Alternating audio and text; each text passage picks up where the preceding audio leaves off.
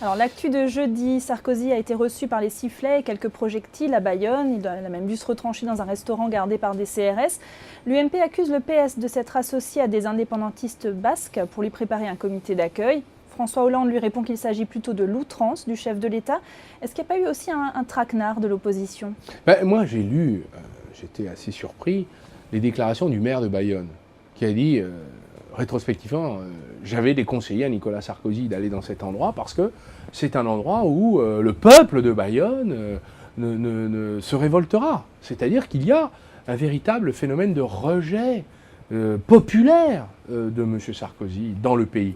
Ça fait 5 ans qu'il se déplace avec des rangées de CRS et des militants UMP qui, comme vous savez, Catherine II de Russie avait des villages Potemkin. C'est-à-dire qu'on faisait des décors sur son passage pour qu'elle ne voie pas la misère de la société. Et là, le président n'a plus cette protection puisqu'il est devenu candidat. Il n'y a plus la protection et la mise en scène que l'État organisait systématiquement pour le président de la République. Il est devenu le candidat comme tout le monde. Et il observe, et là, la société française lui saute à la figure.